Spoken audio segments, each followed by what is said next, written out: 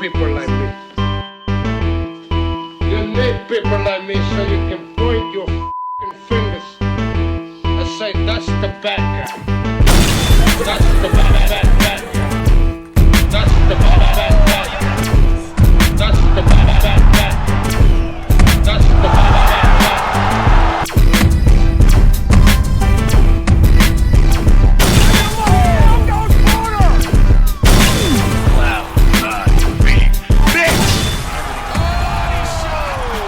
Welcome to the motherfucking relay. We're covering today's top boxing news.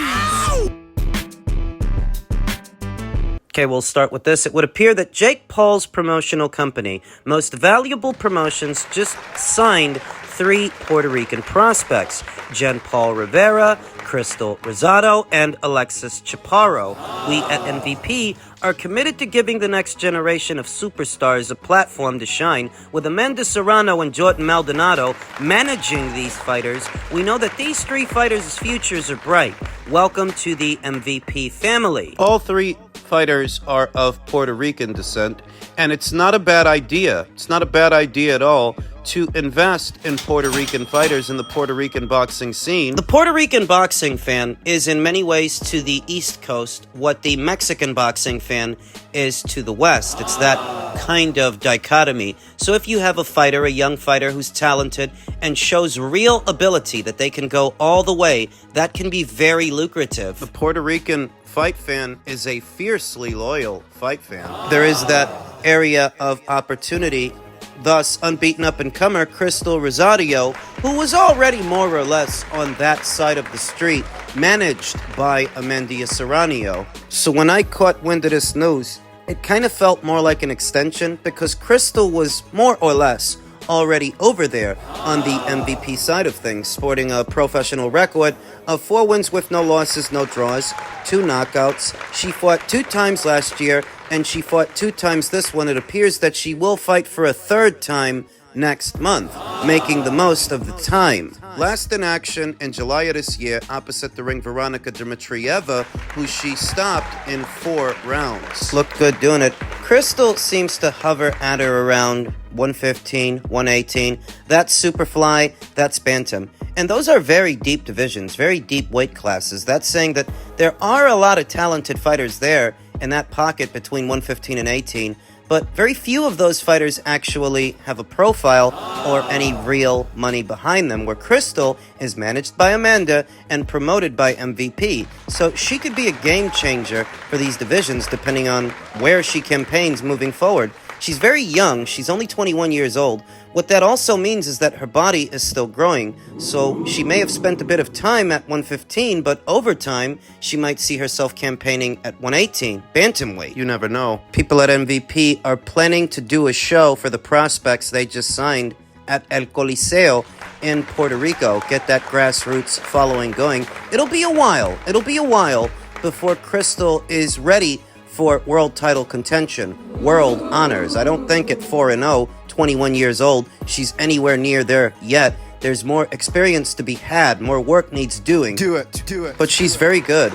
Best described as a mid-range to inside boxer puncher. Puerto Rico has a rich history of producing really good boxer punchers, kind of like how Mexico has a rich history of producing very good pressure fighters. Not exclusively per se, but some of the best pressure fighters in the world, they do come out of Mexico. And historically, some of the best boxer punchers the sport has ever seen have come from Puerto Rico. Think Miguel Cotto, Felix Trinidad. In more recent years, Xander Zayas, Crystal Rosado. That's the look of her. She looks like she's developing into a boxer puncher, though it's still very early. Only 2 years and 4 fights in, there's room for further change.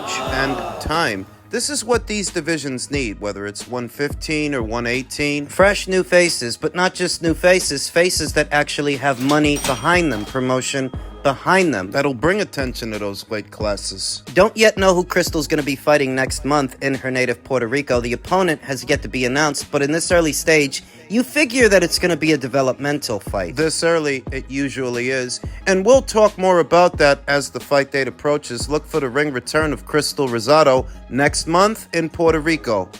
In men's welterweight news, what some boxing fans are describing as the boots tax, the quote-unquote boots tax. A Twitter user that goes by the name Bihar said, the boots tax is a real thing. Norman Jr. called him a fake boogeyman, then turned down a career-high payday. Conwell said he'd rather fight Virgil in 2 to 3 fights than fight Boots right now, and Stanionis demanded a 50-50 split. Norman, Stanionis, and Conwell are undercard fighters demanding unrealistic paydays. I agree with Bihar. RDRR. You might look at that and think to yourself that Eddie Hearn is dropping the ball. This is somehow Eddie Hearn's fault, when I look at it as being the other way, as this didn't all of a sudden start with Jaron Ennis. It's been this way. These fighters that aren't worth very much and don't have very many prospects, as soon as Eddie Hearn is involved, they want to pretend that they're high rollers, asking for big cash. Luis Ortiz ring a bell? Wilder ring a bell? Those are two of the more historically famous instances. Now we're seeing history repeat itself with Jaron Ennis. I mean, we've already talked the Brian Norman situation to death. There's not a lot that I can add to that I haven't already said. Charles Conwell, a goddamn nobody, and Charles Conwell. These are undercard fighters. These are fighters that do not headline their own shows. These are not 7-figure fighters. They don't make that kind of money per fight. Nobody's backing these guys like that, spending that kind of dough. But when they see that Eddie Hearn is involved and they see he's backing Boots, they want to squeeze blood out of a grate. Charles said that he would rather fight Virgil 2 to 3 fights from now for more money than what Eddie Hearn just offered him. Another scary American fighter, another cowardly American fighter. Coward. And start calling these guys what the hell they are. I ain't gonna beat around the bush. I ain't got no professional relationships to maintain or any feathers that I'm afraid to ruffle. These are cowards. Coward. The old saying goes, a bird in the hand is worth 2 in the bush. You're rejecting money now, money that's here, and money for now, for a fight with Virgil that you may not even have 2 to 3 fights from now? Coward. Stanionis, you can forget about Stanionis. The guy who literally had to move back in with his mother all the way back there in Lithuania because he ran out of money. Coward. These conversations involving these cowardly fighters become more and more convoluted when what's at the heart of the matter is simple. You guys are afraid and you don't think you can win. Coward. I ain't one of these bleeding hearts that plays the fighters a violin or looks at any one of them through rose-tinted lenses. If you're being offered money you don't normally make here and now, and you reject it, the only real reason you're doing that is because you're scared.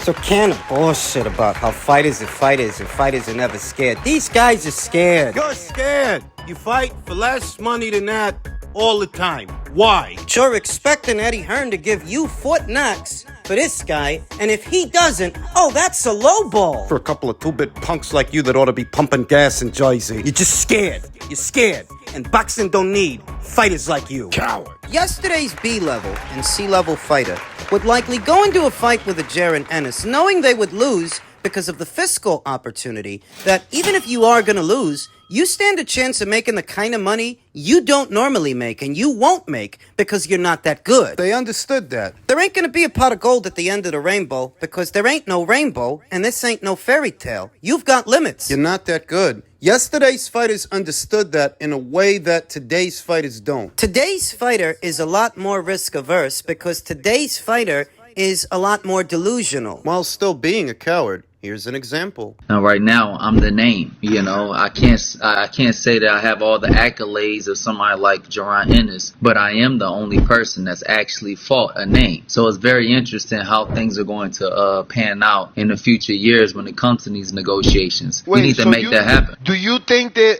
right now you have a better resume than Ennis because of your win over former champion Hooker and former champion Adrian Broner, and his wins are only Roman Villa and Lipinets, who's a former champion? Yeah, absolutely.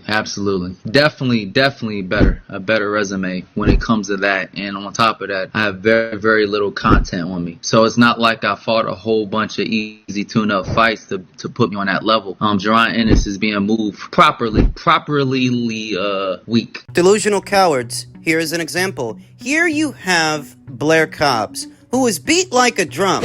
by Alexis Rocha on the Golden Boy side of things when he was with Golden Boy. Here's a guy who got put in the hospital, unbeknownst to most. He got put in the hospital by a 140-pounder in Elvis Rodriguez at Wildcard some years ago. Same guy. This guy who thinks, oh, I have a better resume than Boots. For doing what? For beating a piece of trash in Adrian Bronor? Adrian Bronor's been trash. He's been garbage for years now. Everybody knows that, but because everybody knows that he's a piece of trash, because everybody knows him, oh, you think that means you beat a name. And I'm not a hater. I picked Blair Cobbs to win that fight. I said that Blair would win that fight, because as bad as Blair Cobbs is, today's Adrian Broner is worse. You think beating Broner gives you leverage? Wait a minute.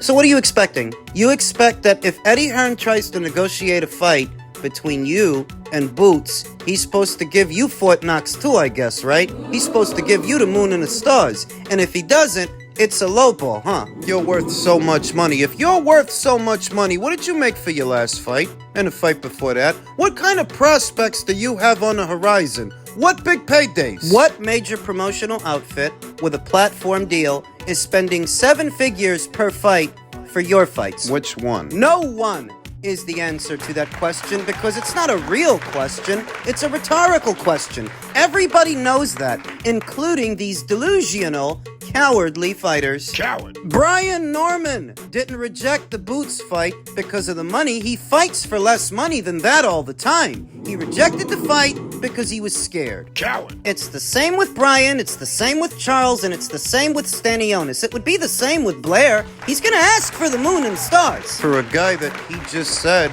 is weak. Matched weak. It's pathetic.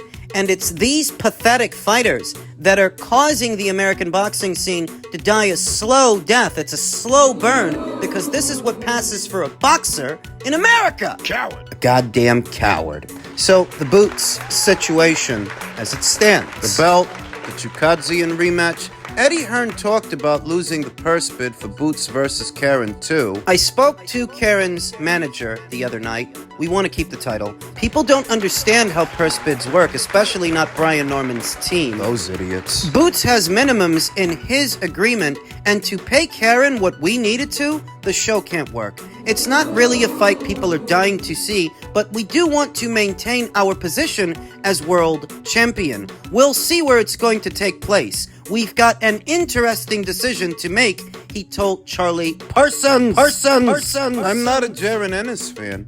Anybody that follows this channel and has been following this channel the last year, 2 years will know I'm not even a Boots fan. I'm a boxing fan. I want to see boxing matches, unifications, and Boots can't get them because all these guys are cowards. So what we end up with as fans is another division like the middleweight division. The abysmal middleweight division where nothing of interest is happening. There are no hot tickets. Nobody's doing nothing. Nobody's unifying. Nothing's happening. It needs to be said. The real reason that Boots can't get these fights that he needs to get is because, unfortunately, he's in a division full of cowards. I ain't gonna sugarcoat it. I ain't gonna pour sugar on shit to spare anybody's feelings. Too often in the sport of boxing, and especially in the American boxing scene, cowardice is passed off as business savvy. Now, this ain't business-minded. You're just scared. That's why you don't want to fight. I don't think there's going to be people not want to fight him. I think that he's not going to get the fight because Ed is not going to pay the money.